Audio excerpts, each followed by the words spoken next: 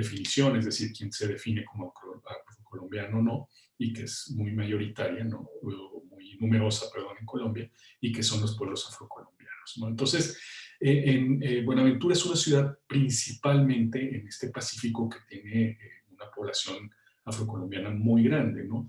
Y hay un puerto, como les comentaba antes, muy importante de salida de los bienes colombianos, sobre todo mineros, de otro tipo, también agrícolas, y de toda la maquinaria, digamos, de exportación de Colombia. Entonces, este puerto, pues no sé si alguno o alguno está familiarizado con estas cosas, pero la logística portuaria ha cambiado bastante, los barcos de ahora son un poco más grandes, las grúas, etcétera, etcétera, y por tanto la estructura de los puertos ha cambiado y necesitan más espacio y diferentes condiciones.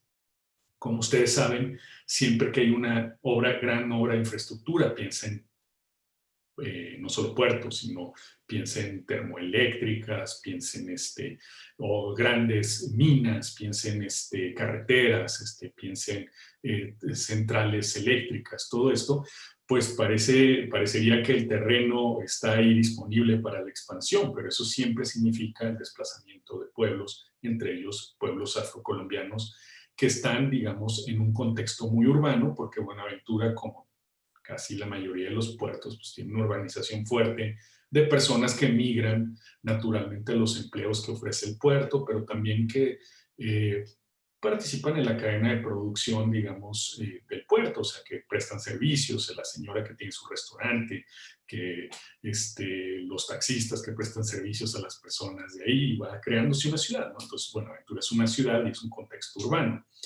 Y como ustedes quizá lo conocen, porque conocen el convenio 169 del OIT, pues en el caso de pueblos indígenas, ¿no? Cuando hay estas obras, como puede ser el caso de una minera, de una carretera, etcétera, etcétera, como lo hemos visto en algunos casos en el sistema interamericano, por ejemplo, ¿no?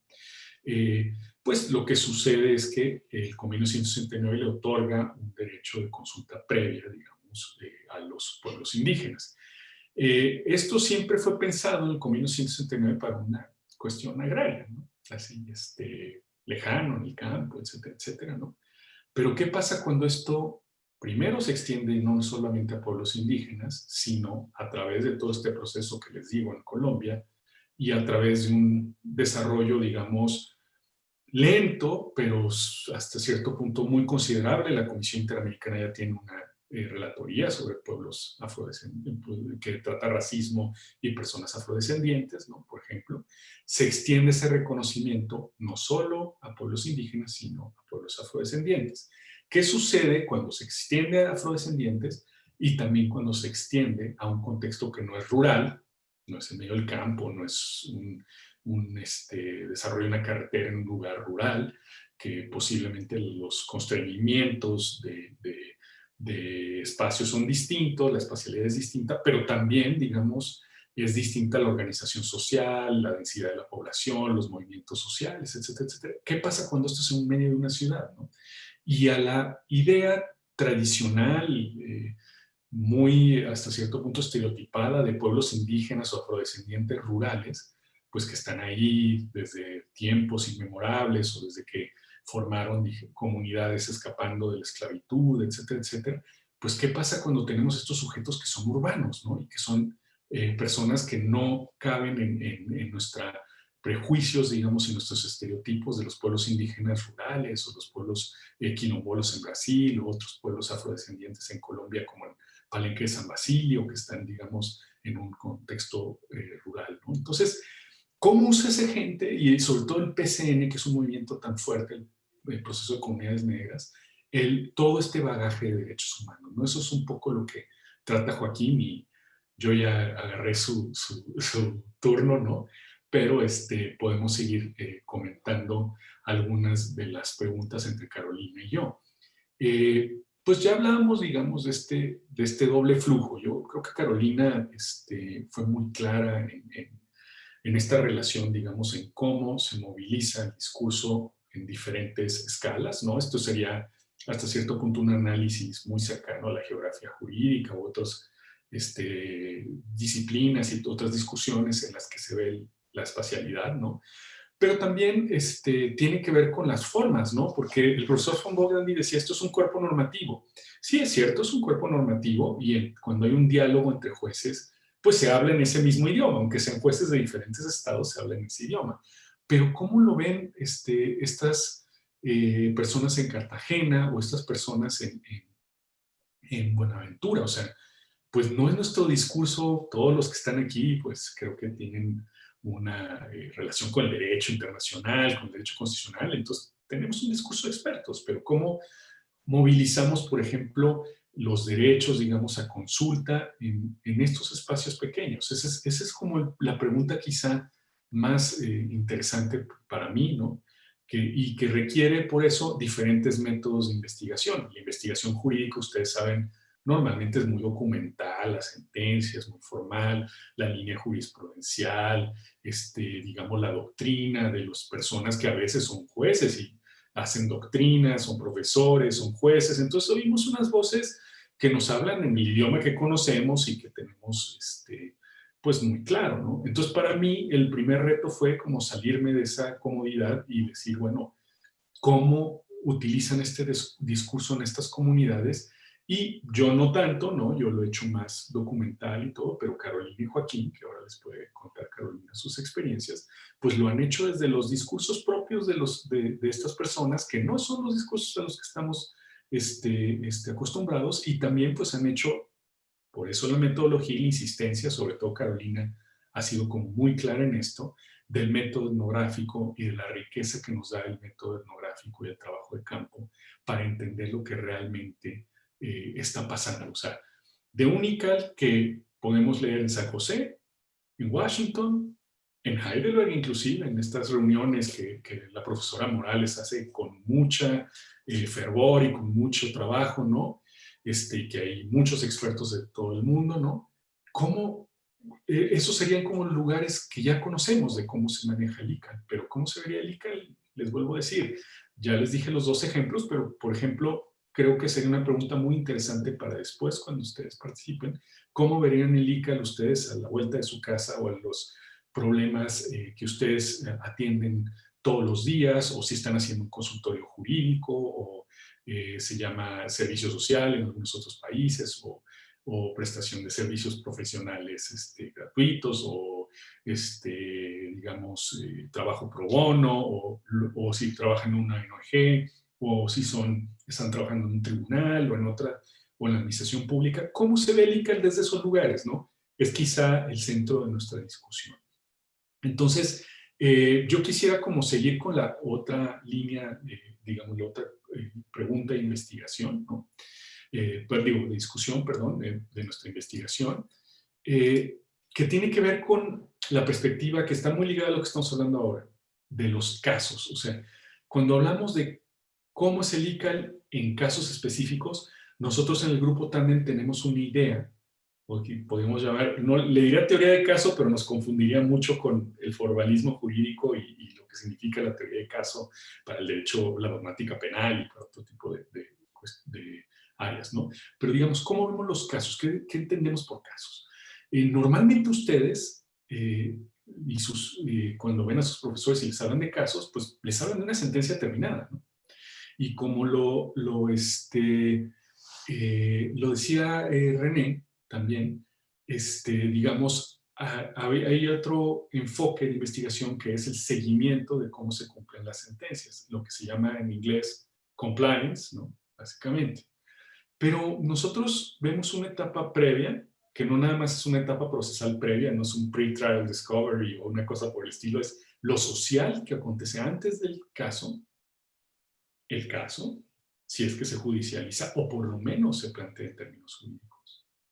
Y después, si hay una sentencia, es el caso y se judicializa o hay una resolución administrativa o una movilización jurídica, ¿qué sucede después? Es decir, es un ciclo mucho más largo y lo que el enfoque es más desde las ciencias sociales para entender el caso, no solamente como la sentencia, ¿sí?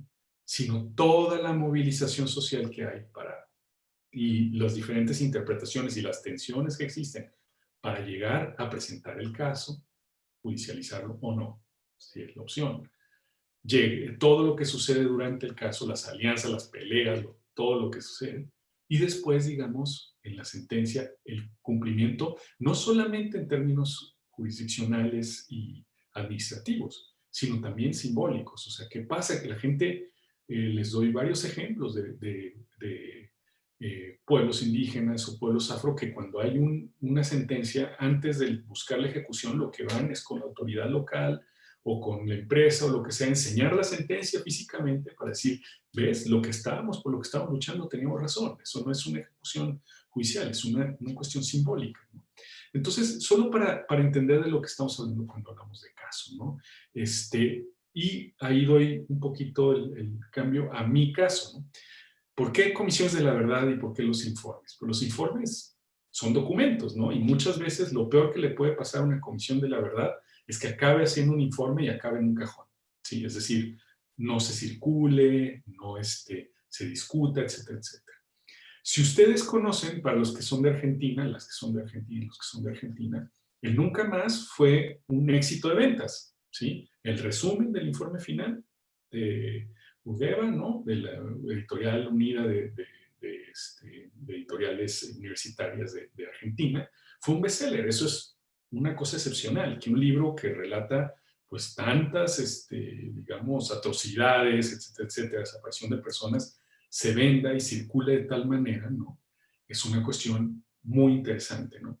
Entonces, yo diría ahí hay una cuestión de investigación interesante, no solamente lo que yo investigo de qué pasa con el informe de la Comisión sobre Desaparición de Personas en Argentina, con el sistema y cómo se retroalimentan, sino cómo circuló, que esto lo ha estudiado Emilio Krenzel en Argentina, ¿no?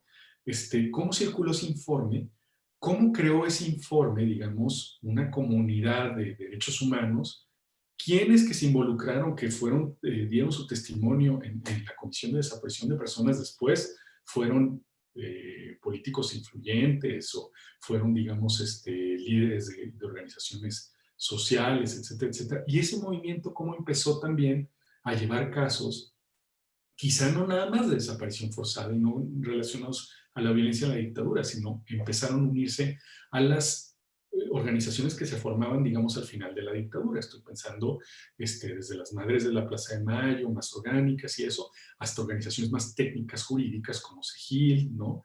Como ADC, ¿no? Estas organizaciones de derechos humanos que están litigando estos casos y que son pilares de litigio en el sistema interamericano, ¿no? ¿Cuántas de esas personas después hicieron pasantías en SEGIL, que es una organización clave para llevar casos a la Comisión Interamericana, ¿no? Ese tipo de análisis es el que tratamos de hablar, John, desde el punto de vista de las comisiones de la verdad, cuando hablamos de caso, ¿no? Es un sentido mucho más amplio, como ven, más social, que involucra unos métodos etnográficos, de teoría antropológica, sociológicos, inclusive de diálogo de la psicología social, la historia, ¿no? Entonces, es más o menos, digamos, a lo que nos referimos con casos, ¿no? Pues le paso un poco la palabra a Carolina para que nos explique su caso, que es muy interesante en Cartagena. Muchas gracias, Miguel. Sí, quiero como justo unir lo que les dije sobre la circulación de prácticas y discursos para explicarles el caso de Cartagena. Tanto Joaquín como yo venimos de una clínica jurídica en una universidad, o sea, allí fue como nuestra formación como investigadores y como abogados. Y en esas clínicas, como seguramente ustedes lo han visto en sus universidades y han participado en este tipo de espacios, una de las cosas que uno tiene que aprender no es solamente a resolver un caso, como sucede, por ejemplo, en un examen final de una clase de propiedad o algo así, que a uno le dan un caso ya armado y uno tiene que resolverlo. Una de las cosas que uno aprende en el litigio en general y como espacio de educación, pues en una clínica jurídica, uno aprende a armar el caso. Entonces, cuando nosotros hablamos del caso, estamos hablando también de cómo es que se arma un caso y qué es lo que cuál es el mundo social que está involucrado en el caso y también cómo funciona ese embudo llamado derecho que como que cuela un poco la realidad social y la traduce pues a unas normas y a unos procedimientos específicos.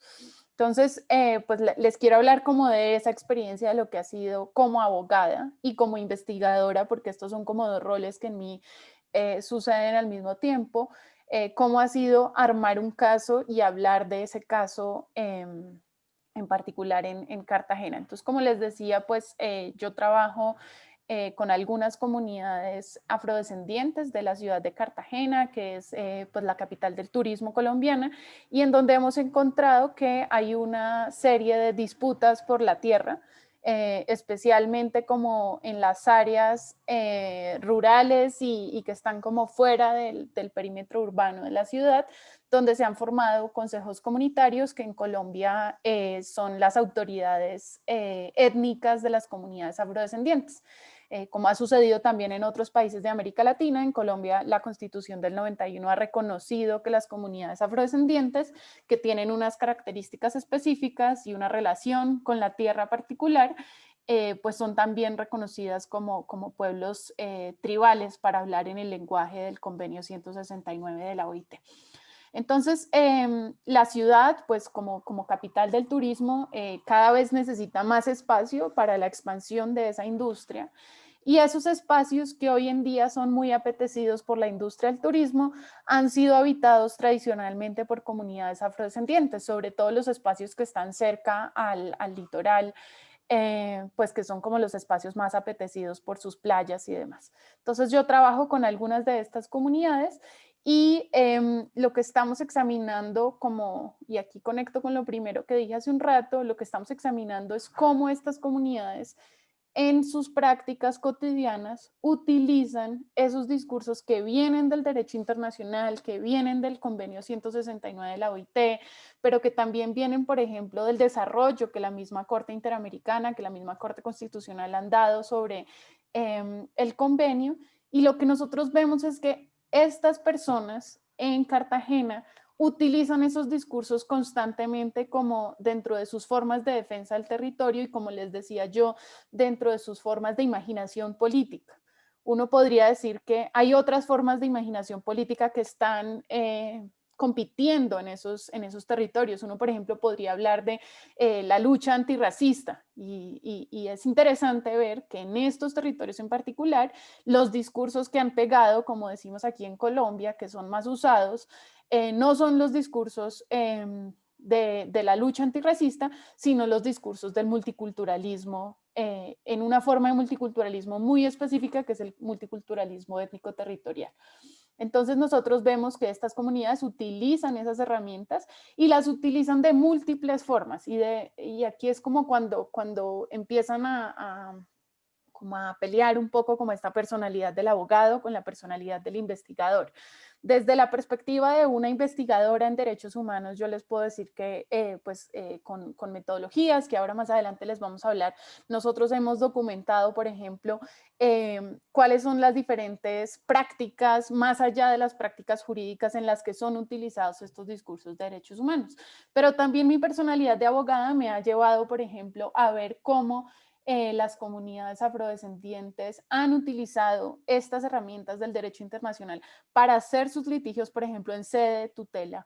En la ciudad de Cartagena hay como 15 sentencias de la Corte Constitucional sobre derechos territoriales afrodescendientes y uno lo que ve es que lo que hay allí movilizándose son un montón de discursos que no son exclusivamente locales, que son del derecho internacional, pero que las comunidades al utilizarlos los transforman. Y de nuevo aquí como que vuelvo a hablar de ese dual flow. A eso nos referimos nosotros cuando las comunidades utilizan los discursos del derecho internacional, los transforman. Y eso pues se va a ver como en todo el circuito, no solamente en la Corte Constitucional, sino también en las cortes internacionales o en cortes como en tribunales de los departamentos o incluso como vemos muy interesante como jueces del circuito están utilizando estos discursos que las comunidades traen a los estrados. Entonces, pues básicamente ese es el caso de Cartagena. Como se imaginarán, pues tendría un montón de cosas para contar, pero no me quiero tomar tampoco la palabra. Quisiera intentar, a ver, sé que Joaco ha tenido muchas dificultades de conexión, pero intentemos a ver si Joaco nos puede contar también un poquito sobre este interesante caso de Buenaventura en el que él ha sido abogado desde hace muchos años. Joaco, adelante. Gracias, Carolina. Así es, siguiendo en la línea de lo que plantea Carolina, pues yo trabajo en el Pacífico colombiano, donde unas comunidades tan afrodescendientes están en discusiones también alrededor de la tierra, digamos, de la defensa de la tierra, pero en este caso hay se sugiere que es la industria portuaria y unas ideas del desarrollo las que están, digamos, impidiendo que estas comunidades afrodescendientes desplieguen sus formas de vida, así como se las imaginan y así como las desean. Buenaventura es el puerto más importante de Colombia en el Pacífico. Y naturalmente hay intereses nacionales e intereses, digamos, globales alrededor de un puerto de esta naturaleza, un puerto que además es el puerto más cercano del Pacífico Sur al Canal de Panamá. Y lo que nosotros vemos, lo que yo veo en la investigación es que hay muchas estrategias que se despliegan, jurídicas, políticas, digamos, para que estas luchas sociales encuentren un lugar, pero es fascinante ver cómo el derecho internacional es el escenario de buena parte de estas discusiones.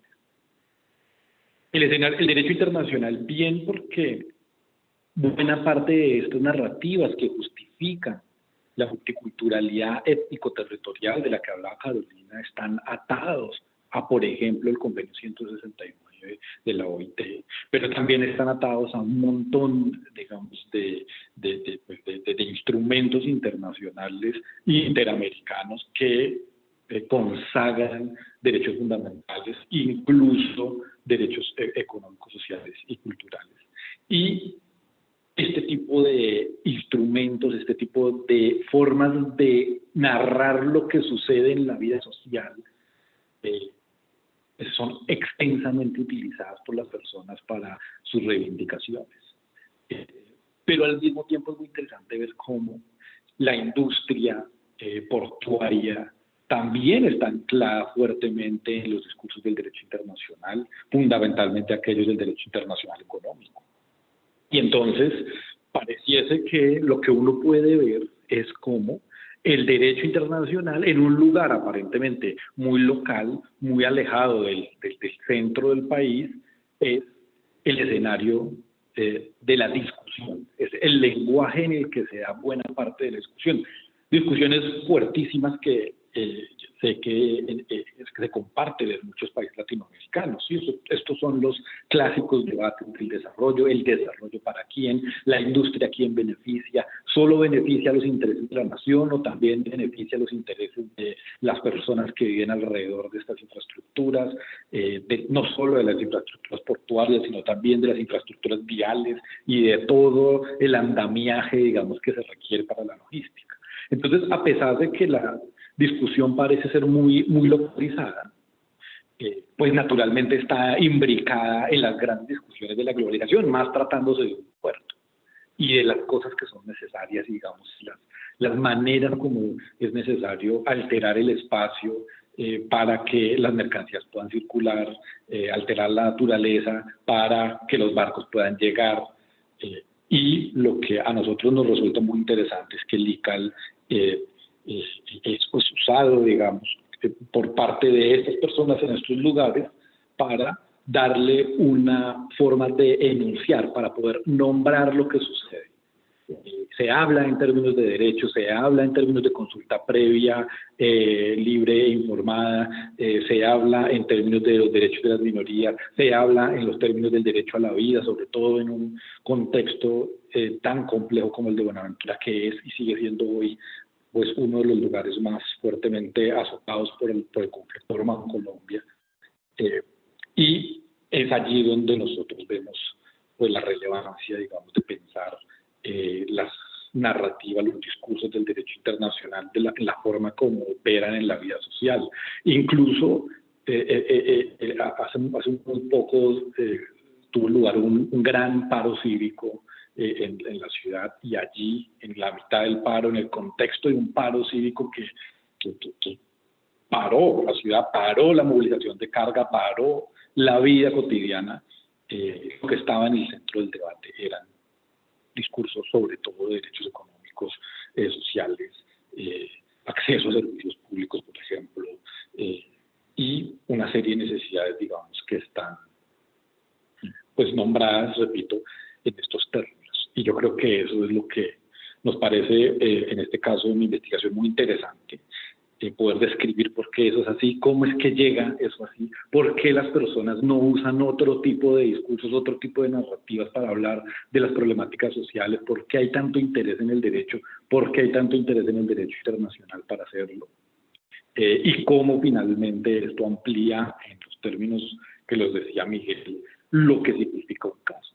Un caso no es solamente para la forma como nosotros nos aproximamos a estos problemas, una sentencia o un solo proceso judicial, sino más como un caso de la vida social, no de todo, no de cualquier cosa, la vida social que es infinita, es infinitamente compleja, sino de unas discusiones muy específicas que nos interesan examinar, lideradas por unas organizaciones sociales que están reivindicando unos intereses particulares en relación con su identidad étnica, pero también en relación con su deseo de tener tierra, digamos, para desarrollar esa forma de identidad étnica que se imaginan, y en ese contexto, digamos, de la vida social, de la lucha por una serie de recursos y una serie de formas de vida que hemos encontrado útil pensarlo desde la perspectiva, analizarlo desde la perspectiva del derecho internacional. Pues bueno, como ven, en el caso de Joaquín, yo quisiera hacer un apunte ahí, para pasar después a la siguiente serie de preguntas para el conversatorio. Si se fijan, él apuntó, como es un puerto, ¿no? Está muy ligado a las cadenas de producción global, ¿no? Al comercio internacional. Apuntó también esta tensión que existe, pues, entre el ordenamiento jurídico, digamos, económico, del derecho económico internacional, y también los derechos humanos, que eso es una parte también del proyecto ICAL, en los que el profesor Ureña participa bastante activamente, y otros colegas en Heidelberg, y que se ve, digamos, estas relaciones, digamos, tensas entre las normas de derecho internacional que extrañamente, pues, se producen en el mismo ámbito, digamos, con distintas comunidades, ¿no? Unas comunidades a veces que no dialogan mucho entre ellas, ¿no?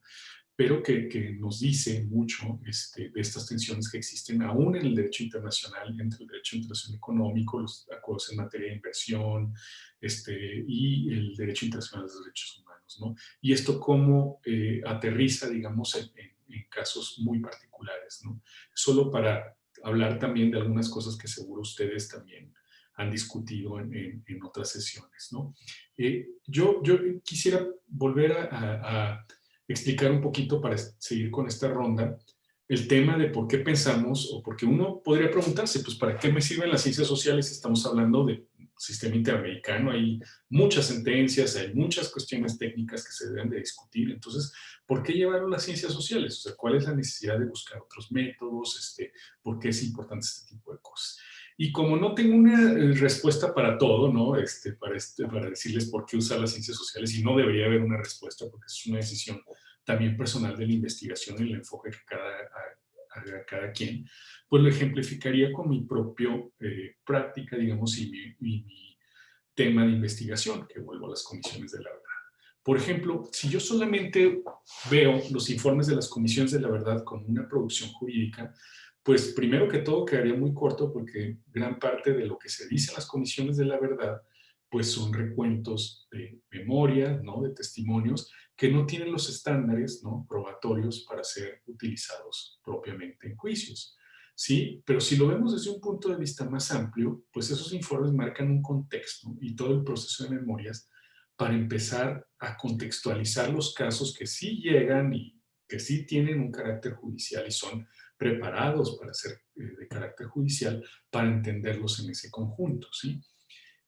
Ahí, por ejemplo, para mí ha sido muy importante leer también, y esto viene más de las ciencias sociales, lo que creo que en el derecho muchas veces nos concentramos en, porque hay una gran producción, ¿no? En lo que hay en las sentencias, lo que hay en las normas, pero ¿cuándo nos podemos a pensar en la ausencia de por qué no llegan ciertas cosas a casos, o por qué no se concentran, o por qué no son por vía jurisdiccional, etcétera, etcétera?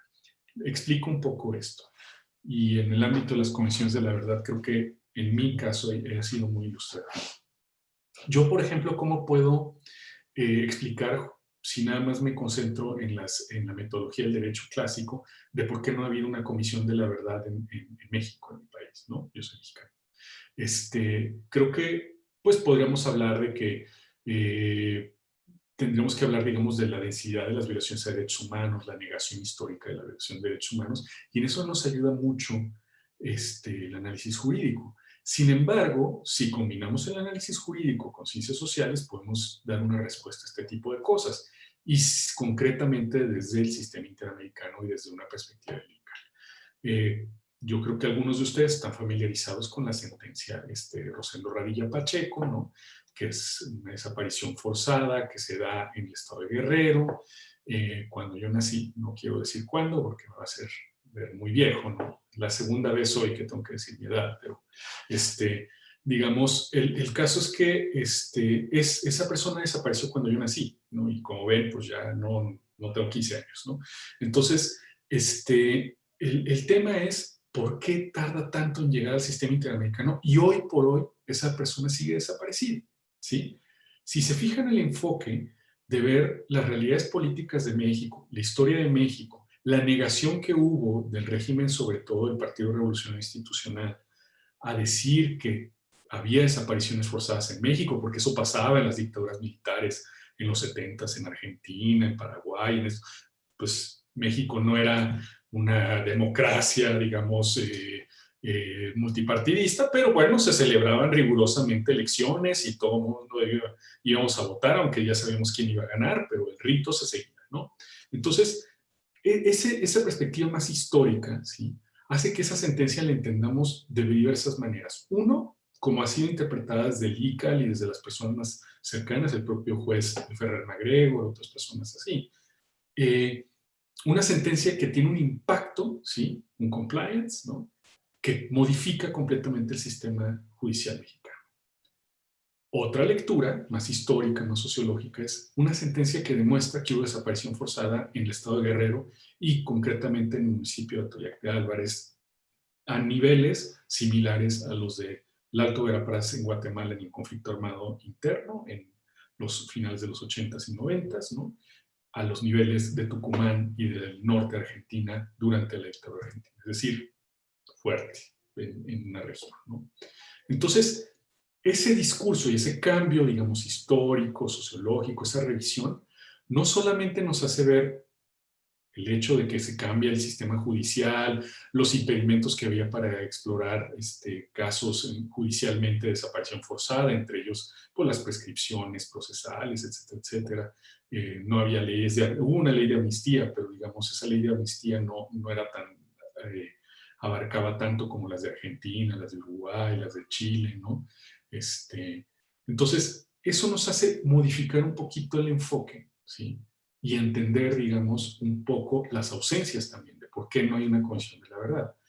Y si jalamos más esa idea, por ejemplo, podemos entender por qué hoy hay una comisión de la verdad solo sobre el caso de Ayotzinapa, la desaparición forzada de 42 estudiantes, eran 43, encontraron uno de los cuerpos y los padres ya y reconocieron a esa persona, entonces desaparición de 42 estudiantes, ¿no?, en el municipio alrededor de Ayotzinapa, en el municipio de Iguala, en Guerrero, ¿no?, nos ayuda a entender por qué sí hay un movimiento político para esa comisión. Primero es en el mismo lugar, estamos hablando de un periodo de 40 y tantos años de movilización política, de luchas en diferentes ámbitos, en el Congreso, en los congresos locales, por la verdad en el estado de Guerrero, de movilización de diferentes grupos, ¿no?, que quizá si nos quedamos en la sentencia de Radilla, no nos dice tanto el marco general. Y no nos dice cómo, en la sentencia de Radilla, y a través de la aparición y la justificación de movilizar el discurso de desaparición forzada en México, nos montamos en todas las prácticas sociales que vienen desde Argentina durante la dictadura, a finales de la dictadura, y alcanzamos, digamos, a utilizar ese discurso de derechos humanos y de desaparición forzada para legitimar cambios en políticas públicas, cambios judiciales, cambios en la configuración de tribunales, etcétera, etcétera. Entonces, un poco pongo ese ejemplo para que vean cómo, pues quizá es mi justificación de por qué usar métodos de ciencias sociales, una visión un poquito distinta de lo que significa, digamos, el sistema interamericano, no solamente jurídicamente y normativamente, que no me malentiendan, es muy importante la parte técnica también, no estoy desacreditando ese, y el discurso interno es muy importante llevar a estas discusiones el discurso interno también.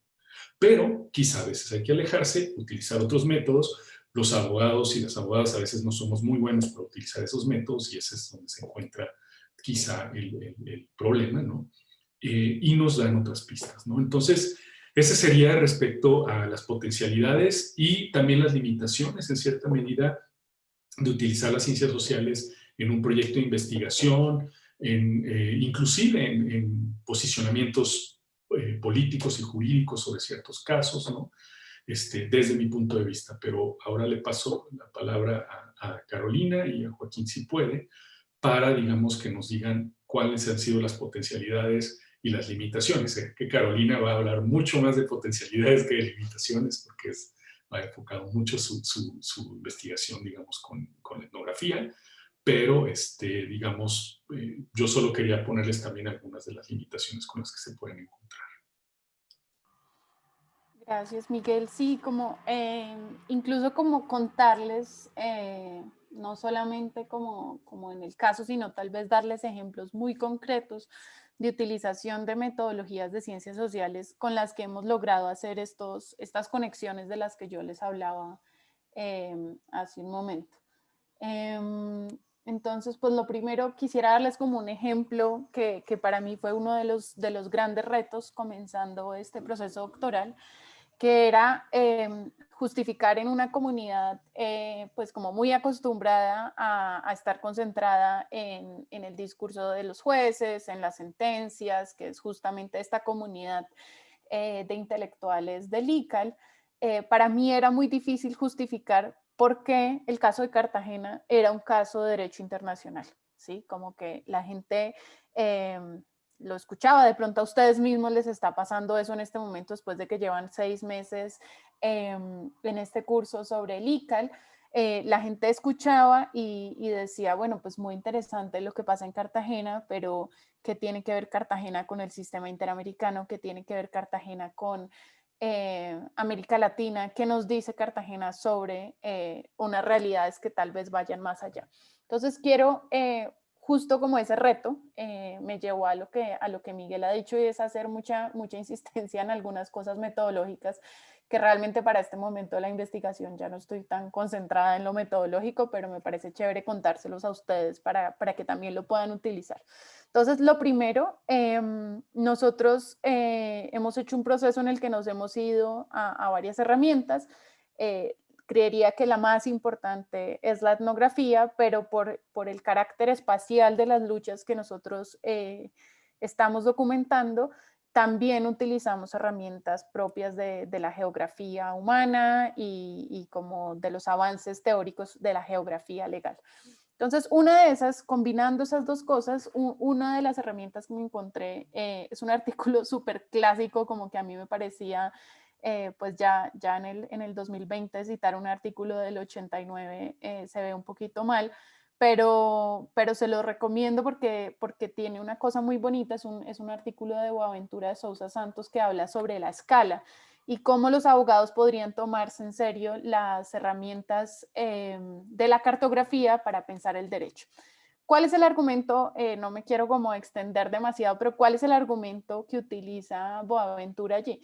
Dice que los cartógrafos, quienes hacen mapas, utilizan 3 herramientas: la escala, la perspectiva y la nominación, que es como lo que uno ve en un mapa. qué tan grande es la escala que está representando, son como herramientas de representación. Y él nos invita a que pensemos cómo podemos utilizar esas cosas para el derecho, cómo utilizar esas mismas herramientas de la cartografía para el derecho. Entonces, tomándonos en serio como la escala, la perspectiva, una de las cosas que yo me di cuenta es que cuando uno cambia la escala, digamos, cambia como el zoom, háganse cuenta que ustedes están en Google Maps y están en el zoom así más cercano, pues tal vez ven el techo de su casa, ¿sí? Como lo que hacíamos todos cuando descubrimos Google Maps. Y si uno cambia esa escala y lo pone un poco más grande, no va a ver solamente el techo de la casa de uno, sino que va a ver que la casa de uno está cerca a unos ríos, o está cerca a unos parques, o está cerca, en mi caso, a los cerros orientales de Bogotá. Y si me alejo un poco más, puede que yo siga viendo la casa, pero estoy viendo otras cosas. Lo mismo cuando cambio la perspectiva y siguiendo aquí como la metáfora del Google Maps, cuando uno pone el muñequito de Google Street View que se para en la calle a ver las casas, pues también está viendo algo diferente que lo que podíamos ver cuando estábamos viendo el mapa desde la perspectiva como de vuelo de pájaro. Entonces, ¿por qué utilizo? ¿Por qué me sirvió tanto? Esto fue como en un momento en el que yo tenía que justificar que esto era un caso de derecho internacional. Y fue muy bonito porque lo que me di cuenta es que cuando yo hablo de Cartagena, eh, también estoy hablando, por ejemplo, de los casos de Centroamérica sobre comunidades afrodescendientes, que hay unos casos súper similares a los de Cartagena en el Caribe centroamericano, donde hay comunidades que han luchado sus tierras precisamente contra proyectos hoteleros. Yo me doy cuenta que con estas herramientas de la escala y la perspectiva, sobre todo jugando con esas dos, yo puedo decir que estoy viendo el derecho internacional, pero que estoy viendo cosas diferentes, tal vez, a las que uno ve en una perspectiva que tal vez ya nos hemos tomado como por costumbre, que es la perspectiva de las Cortes Nacionales. Y bueno, en el discurso, por supuesto, del ICAL, también nos tomamos por costumbre mirar otra escala, que es la escala regional. El argumento de Boaventura es muy bonito porque él lo que dice es que los abogados tenemos como ya encriptado en nuestra configuración mental la escala del Estado-Nación.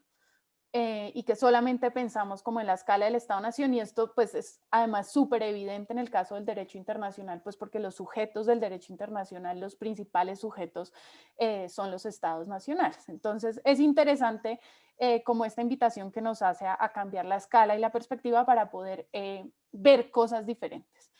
Y allí solamente quiero agregar, seguramente Joaquín va a poder hablar un poco más de la etnografía, pero esta es otra de las herramientas que utilizamos y la herramienta principal que nos acompaña en nuestras investigaciones, que es una forma de investigación que utilizan típicamente los antropólogos, o sea, viene de la antropología, pero hoy en día pues es utilizada en múltiples espacios porque hoy en día pues como que esas barreras disciplinares están cada vez más borradas.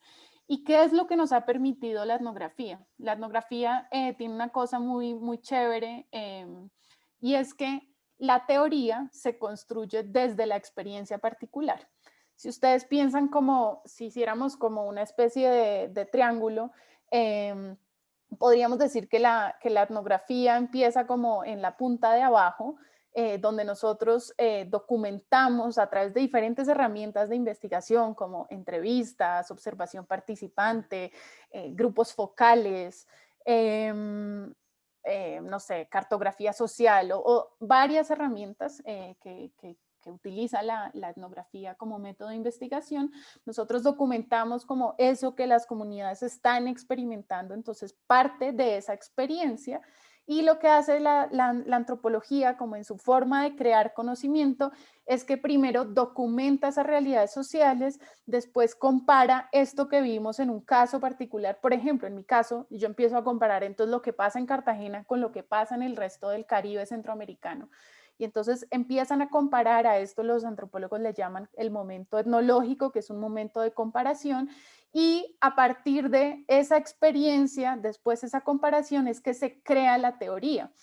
Entonces, ha sido, pues para nosotros, que además somos abogados que hemos acompañado estos casos desde nuestra práctica, desde nuestra propia experiencia, ha sido muy bonito como poder encontrar un método que nos permita no necesariamente como lo que sucede en el resto de métodos más típicamente utilizados por el derecho, que es aprender un montón de teoría.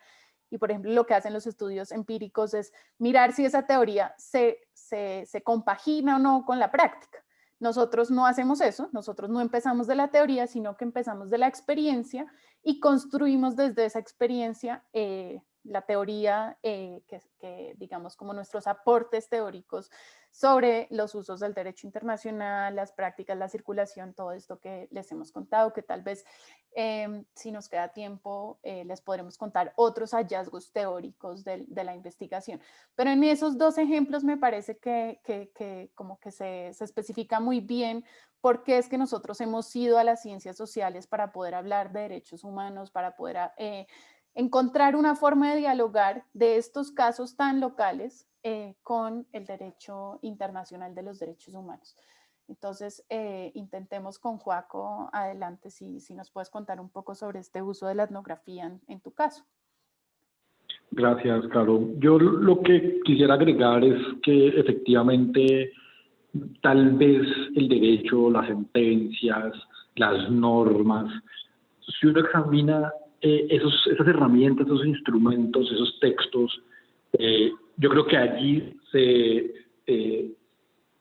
consolida, se sintetizan algunos aspectos de la vida social, algunos aspectos de la vida de las personas que están involucradas en esas decisiones.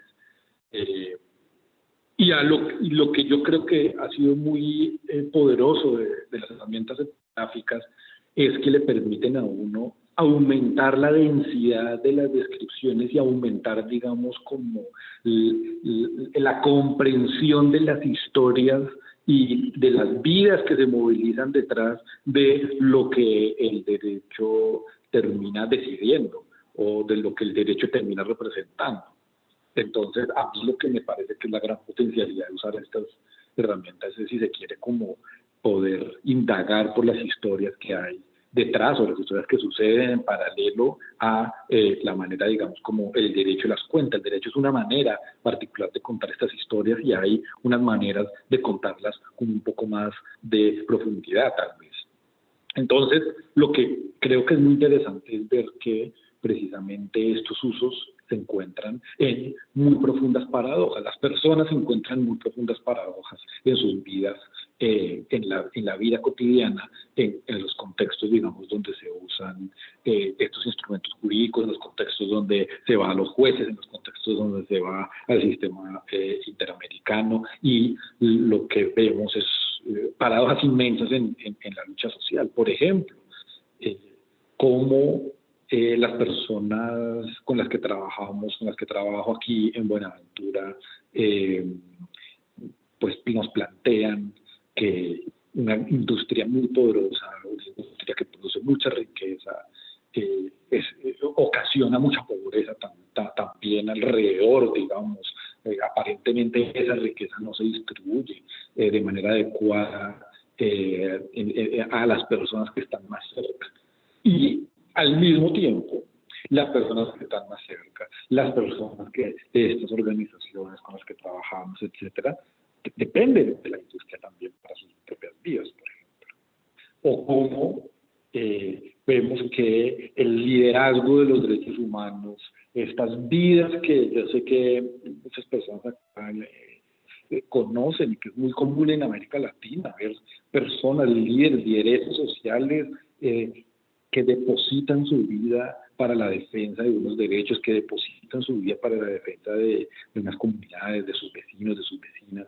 Al mismo tiempo uno ve como esas vidas dedicadas a los derechos, dedicadas a los jueces, pues también se enfrentan a paradojas, las propias paradojas de la vida cotidiana. ¿Qué hacer con la vida, digamos, que se dedica a la movilización social y la propia vida familiar, por ejemplo?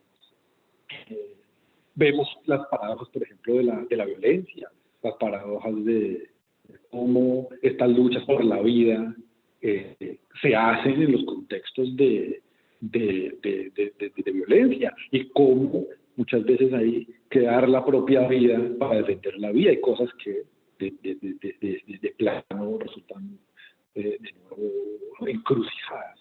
Y entonces yo creo que el derecho nos cuenta solamente una parte de esas encrucijadas, pero la investigación etnográfica nos permite ver qué más ha pasado en la vida de esas personas, qué pasa en la vida de los jueces, de las jueces que tienen estos casos a su cargo. Eso es lo que creo que es una gran potencialidad, pero al mismo tiempo, por supuesto, es complejo usar estas herramientas, es complejo como abogado, como investigador, digamos, que ir a otra disciplina en la que uno no necesariamente fue formado de mucho tiempo atrás. Es complejo darse cuenta que al interior de estas disciplinas, como por ejemplo la antropología, la etnografía, como método, hay enormes discusiones, larguísimas discusiones, que estaría uno en la obligación como investigador de tener una posición frente a muchísimas discusiones, debates intelectuales, debates de la ética de hacer esto en la práctica, debates asociados a muchas preguntas que a veces creo no son tan fáciles, y no es tan fácil estar a la altura de todas las discusiones que ya se han dado cuando uno quiere probar métodos diversos o combinar metodologías de la investigación. Eso creo yo es alguna una limitación que he experimentado muy vivamente en mi trabajo de investigación. Gracias. Queremos aprovechar estos minuticos que quedan para hacerles algunas preguntas, que pensamos que además está muy chévere que esta sea como la última sesión del curso, porque creo que ustedes pueden integrar gran parte de lo que han aprendido en este curso. Entonces quisiéramos preguntarles como algo solamente como para activar en ustedes también este chip de pensar el derecho en contexto. Pues si nos pueden contar también cómo se conecta como lo que ustedes han aprendido en este curso sobre el ICAL con unas realidades específicas de sus países o de sus ciudades en donde están, que tal vez pues eso es lo que inspiró justamente las investigaciones de nosotros tres, los miembros del equipo Tándem, es como cómo conectamos lo que vemos en el mundo que nos rodea con un conocimiento jurídico. Entonces no sé si alguien de pronto se quiera animar a comentarnos esto, o la otra pregunta, pues lanzo esa pregunta, como cómo conectar ICAL con sus vidas y el contexto social de sus vidas. Y la otra pregunta tal vez es cómo ven ustedes que opera el derecho internacional en sus contextos locales, como si de pronto con esto que nosotros les hemos contado también les hemos abierto como esa posibilidad de pensar que el derecho internacional no está solamente en la Corte Interamericana, sino que también puede estar a la vuelta de la esquina en sus barrios o en los casos que ustedes llevan en el consultorio jurídico, en la universidad o en espacios como similares. Entonces, pues tienen la palabra. Nos gustaría mucho escucharlas. Muchas gracias, profesora Carolina. No alcancé a copiar todas las preguntas, pero yo estaba viendo que Natercia levantó, no sé si levantaste la mano, si no,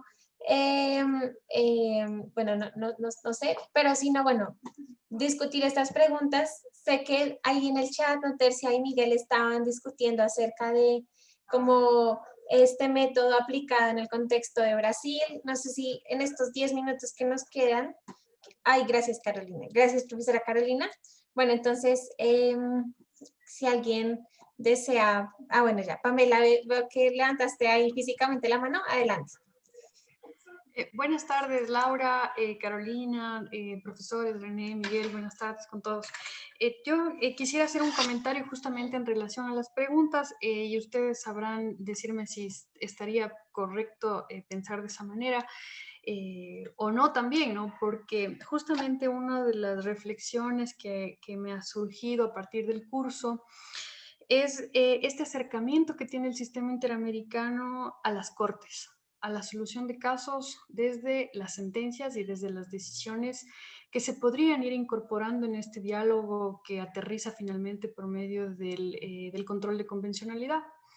Pero digamos que este es un acercamiento y desde las primeras clases nos habían mencionado que el sistema interamericano, la escuela ICAL y demás es todo un conjunto de normas que integran las normas del sistema interamericano, las constituciones de Latinoamérica y sucesivamente las normas, ¿no? Pero aquí yo encuentro digamos, un límite o un problema que habría que remover para poder finalmente aterrizar los derechos humanos o irradiar el sistema interamericano, la Convención de Derechos Humanos y otros aspectos a la realidad local. Porque uno de los primeros, digamos, instituciones que está más cerca de la sociedad es los parlamentos. Son la creación de las normas, la creación de las leyes. Y algunos aspectos de inconstitucionalidad, por ejemplo, que se demandan cuando la sociedad o un grupo de personas no está de acuerdo con una ley, es justamente esta distancia que existe entre los derechos humanos y la ley. Y aquí viene un problema de aplicación de qué va primero, ¿no? Porque por un lado tenemos las normas locales, las leyes, la constitución.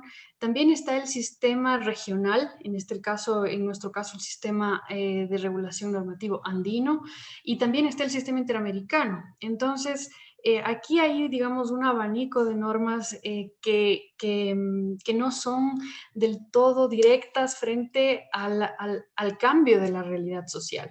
Entonces, no sé si estaría bien también pensar que el ICAL, la escuela, las reflexiones y los planteamientos que viene trabajando puedan trasladarse no solo a las cortes, sino a otros escenarios como, por ejemplo, parlamentos. ¿Estaríamos bien en ese enfoque o no?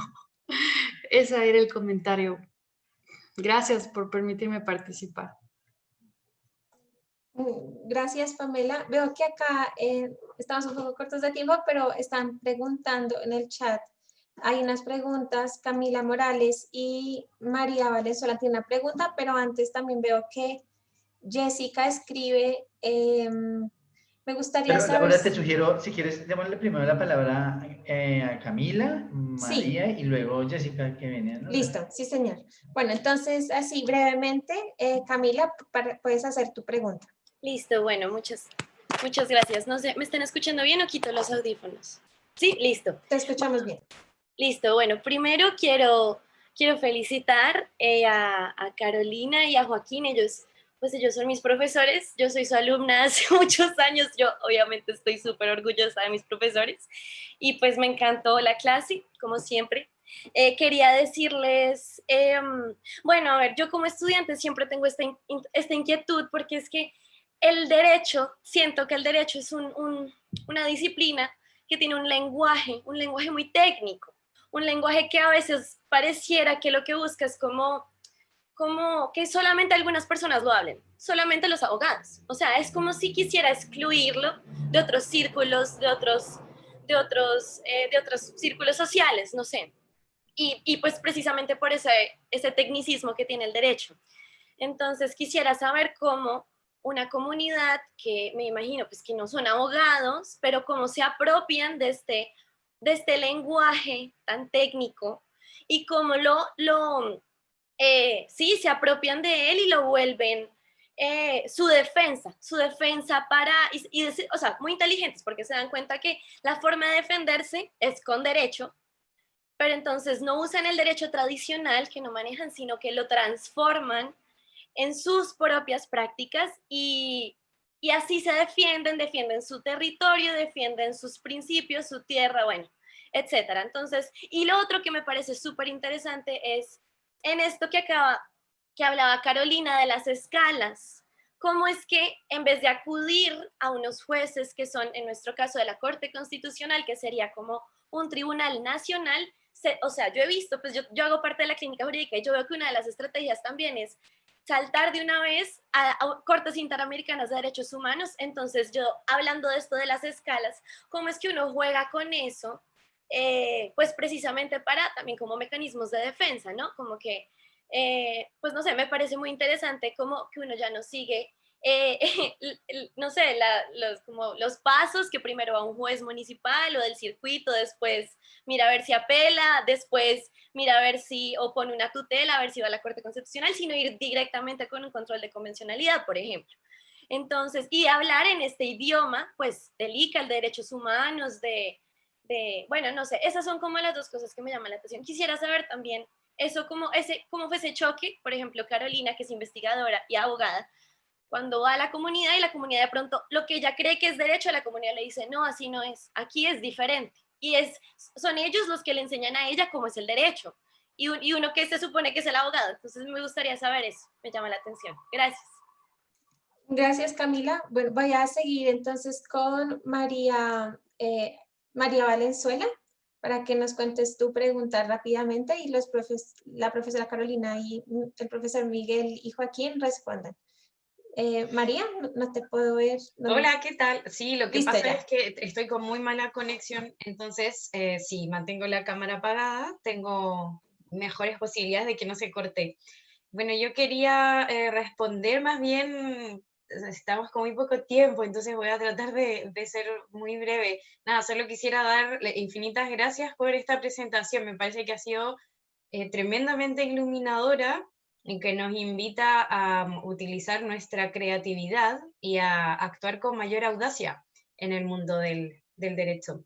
Y solo quería responder la segunda pregunta que planteaba Carolina, cómo se ve el derecho internacional en sus contextos locales. Me ha parecido muy esperanzador también, porque solo quería comentar mi experiencia personal haciendo investigación. Yo estudio un programa de doctorado en este momento en Alemania, y durante mi tesis de maestría trabajé con las miradas locales con respecto a los derechos de los migrantes en equipos locales de salud en Chile.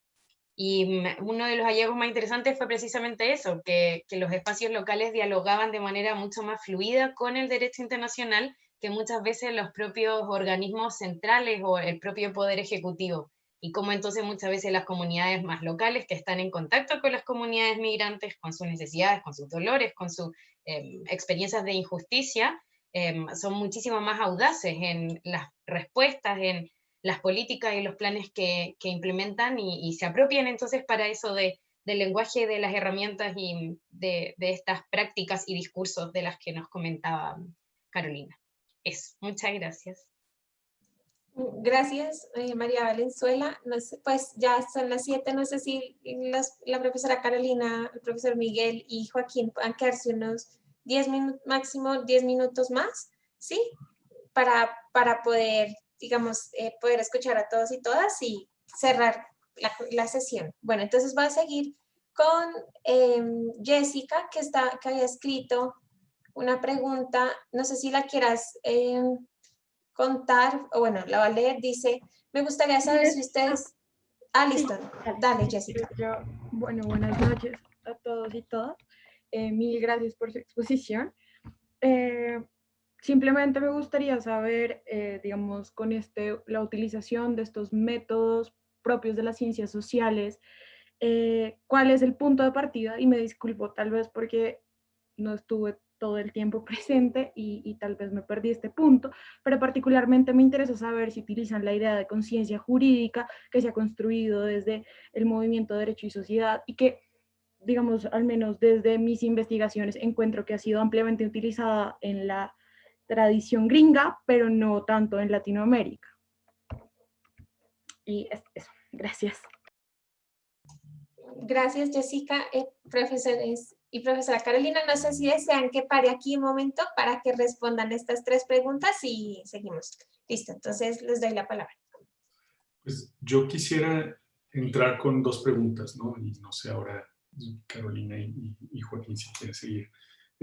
Bueno, primero con lo de Pamela, de los parlamentos, pues bueno, vamos a un tema técnico, ¿no? De control de convencionalidad.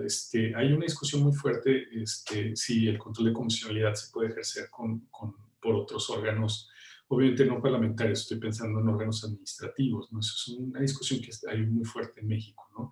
Y hay aspectos positivos y negativos, porque pues hay autoridades administrativas que, como sabemos, pues no ejercen un control o no tienen, digamos, una capacidad o no están acostumbrados a utilizar un control de constitucionalidad o convencionalidad de manera muy adecuada y podrían dejar de aplicar efectivamente normas, digamos, y vulnerar con ello y tener ciertas responsabilidades administrativas, ¿no? Ese es como un punto. Y llevándolo al Parlamento, pues hay parlamentos que hacen control previo de constitucionalidad, por ejemplo, de tratados o de normas o todo este tipo de cosas. Y se supone en las comisiones de diferentes parlamentos hay un debate de constitucionalidad que podría en los países que incluyen un sistema o sea, que son parte del sistema interamericano, un debate sobre el control de convencionalidad de sus propias normas cuando están dictaminando en comisiones, ¿no? Entonces yo, desde el aspecto técnico, lo vería ahí, y creo que tu pregunta nos lleva también a otra dimensión que tiene que ver y eso sí podría ser una pequeña crítica a la gente de la comunidad LICAL que solo ve los tribunales, y que es la crítica que hace pues el constitucionalismo popular sobre, pues en esto tienen que entrar los parlamentos, porque también no todo es decisión de las cortes son antimayoritarias, no tienen control democrático tan fuerte, etcétera, etcétera. Entonces, también en todo esto debería entrar los parlamentos. Esa es una discusión, ¿no? No sé si con eso te contesté, Pamela, lo que querías, pero... y el de Jessica, bueno, Jessica, eso se lo va a pasar a Joaquín después, porque creo que diriges un trabajo de grado sobre la conciencia jurídica en las clínicas de la Javeriana, ¿no? Entonces, también eso podría ser interesante, pero yo voy a entrar a una cosa. Cuidado con conciencia jurídica, porque hay dos conciencias jurídicas. Tú estás hablando de la conciencia jurídica más Sally Mary Engel, más antropológica, en el sentido de la formación de cómo las personas movilizan las normas para sus problemas sociales. Y hay otra conciencia jurídica, por ejemplo, la que utiliza los historiadores del derecho como Jorge González Jácome y como Liliana Obregón en los Andes, ¿no? Que es cómo una élite de intelectuales específicos del derecho utiliza la conciencia jurídica. Y me parece que en eso, pues estamos como en esto justo del proyecto Tándem, en ese dual flow. Uno es pues, lo que se hace allá arriba y lo que hacen los profes elegantes y con corbatas y en restaurantes muy finos, y otra cosa es cómo, digamos, se entiende hasta cierto punto esa conciencia jurídica desde la cafetería de los juzgados, o de donde está con el cliente cierta persona, o desde el obrero que quiere demandar al patrón por una cuestión laboral, ¿no? Entonces, creo que ahí hay dos cosas.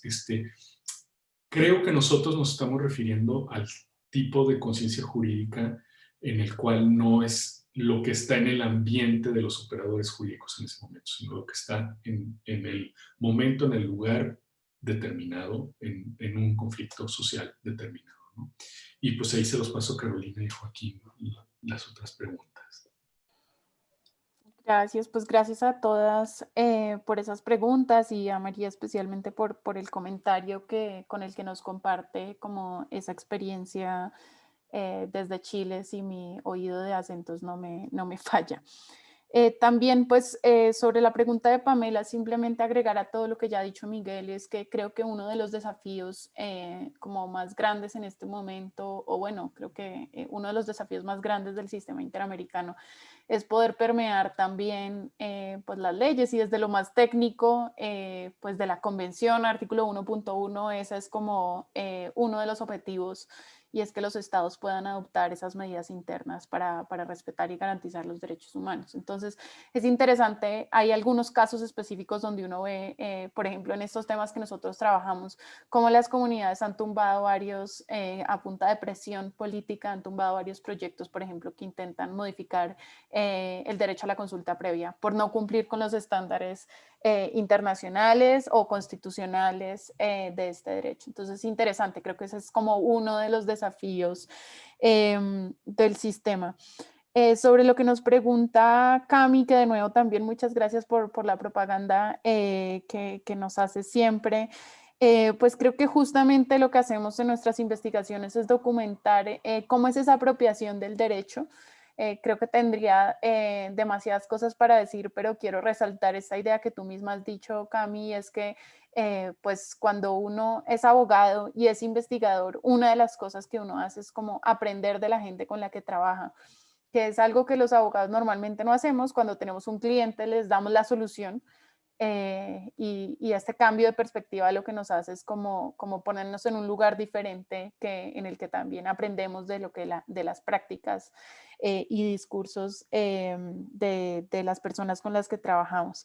Y me parece también muy interesante esta idea de saltar las escalas. Creo que justamente una herramienta muy técnica desarrollada al interior de la jurisprudencia de la Corte Interamericana, como lo es el control de convencionalidad, pues cambia ese mapa que nos dibujaban a nosotros tal vez en una clase de constitucional, donde ponían el Estado encima del derecho internacional, o la pirámide de Kelsen y las nubecitas de los derechos humanos encima de todo. Pues justamente lo que vemos como desde esas herramientas más técnicas es que esa forma escalar y unidimensional de imaginar el derecho, pues está, creo yo, cada vez más mandada a recoger. Y a Jessica, muy rápidamente, creo que uno de los desafíos, hablando de los desafíos y de las dificultades de utilizar estas cosas de ciencias sociales, una de las cosas que ya mencionaba Joaquín es que nosotros nos hemos tenido que enfrentar con un montón de cuerpos de literatura. O sea, cuando empezamos a hablar de antropología, entonces nos tocó, Joaco y yo, que compartimos el proceso del doctorado, entonces 2 años de clases con los antropólogos y leyendo y entendiendo y tratando de dar la talla en esas discusiones, pero también al interior de la Facultad de Derecho de la Universidad de los Andes, que es un lugar muy interesante, pues hay todo un desarrollo sobre estudios interdisciplinares del derecho, sobre estudios sobre derecho y sociedad, esta conexión pues que se ha trabajado más desde la perspectiva de la sociología jurídica. Entonces, solo pues decirte, en el caso particular mío, no es un concepto que utilice, pero ha sido muy interesante como ver que cuando uno se sumerge, les cuento más como desde la perspectiva de una estudiante doctoral, cuando uno se sumerge en estas discusiones, se tiene que sumergir como en muchos mundos y escoger también como qué tan hondo quieres ir en ellos. Entonces, pues nosotros digamos que nos sumergimos hasta el fondo con la antropología y las discusiones sobre el multiculturalismo en Colombia. Y hay otras discusiones que entendemos como su importancia, pero que no manejamos específicamente en las tesis, como por ejemplo esas discusiones de derecho y sociedad sobre la conciencia jurídica. Ahí pues intenté muy rápidamente responder a todos. Muchas gracias por sus comentarios y por toda la atención en el curso.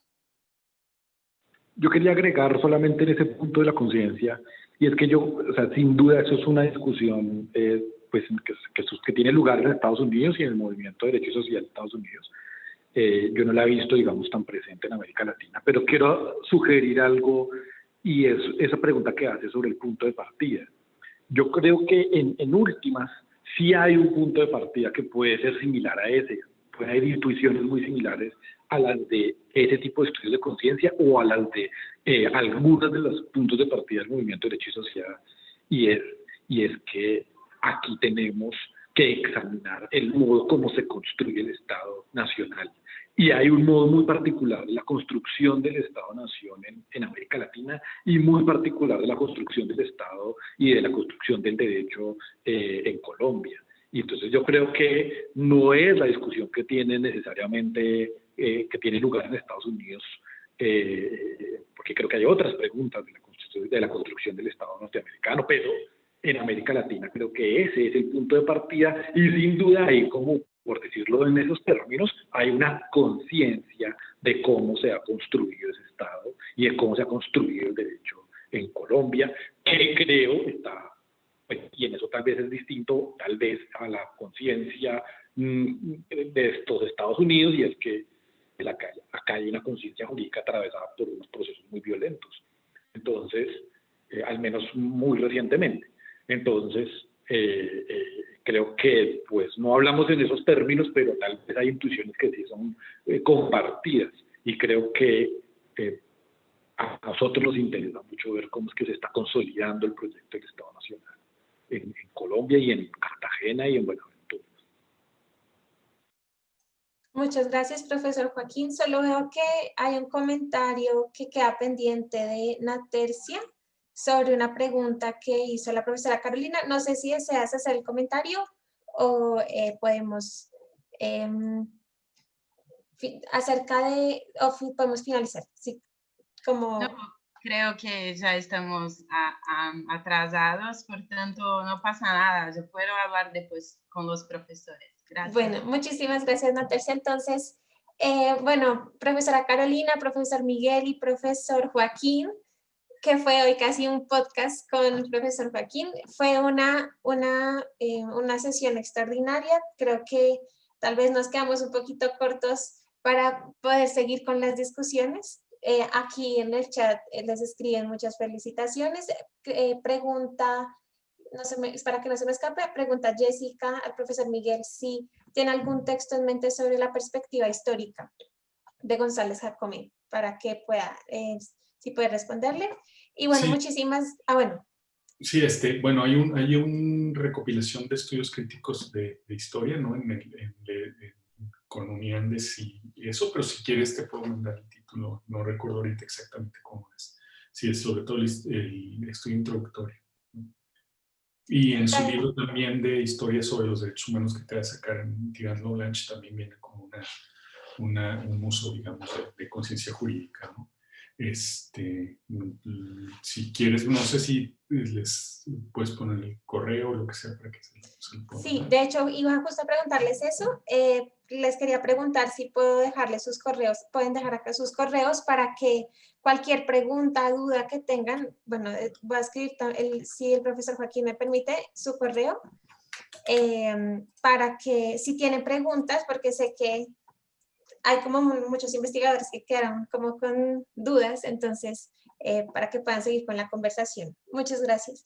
Y ya pues ya para finalizar nos pasamos unos minutos, pero creo que fue una sesión que aprendimos bastante, vimos esta nueva perspectiva de ver de alguna manera de combinar el derecho con las ciencias sociales y ver desde otra perspectiva, como decía la profesora Carolina, el derecho. Entonces, muchísimas gracias, profesora Carolina, profesor Miguel y profesor Joaquín.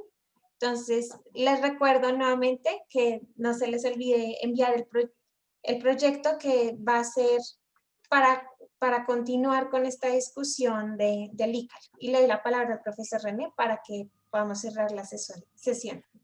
No, muchas gracias Laura, muchas gracias Miguel, a todo el equipo Tandem, a Carolina, Joaquín, en realidad pues yo creo que esta es una conversación y sobre todo que nos da unas herramientas muy nuevas para pensar nuestros diferentes proyectos. Entonces de pronto yo os invitaría a los compañeros y compañeras que están tomando la clase que entren en contacto directamente con Joaquín, con Carolina, con Miguel. Sus emails los está compartiendo Laura en este momento en el chat, pues porque en realidad hay una serie de conversaciones sobre literatura, etcétera, que yo creo que podemos tener con ellos y que podemos aprender muchísimo. Entonces Miguel, Carolina, Joaquín, muchas gracias por quedarse estos minutos más. Creo que también revela precisamente el interés que generó su trabajo y bueno, estamos pendientes de conocer todo ese trabajo maravilloso que están desarrollando ustedes más adelante. Entonces les agradecemos muchísimo su trabajo. Para los estudiantes, por favor les recuerdo la necesidad de hacer el trabajo final. Ya nos queda solamente una última sesión en la cual vamos a graduarnos y ver nuestros trabajos finales,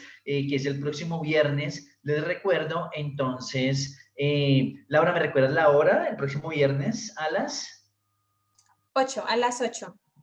El viernes a las 8 de la mañana, hora sí. Colombiana. Estamos seguros, ¿no, Laura? Corregido por invierno y todo, ¿sí? ¿Correcta?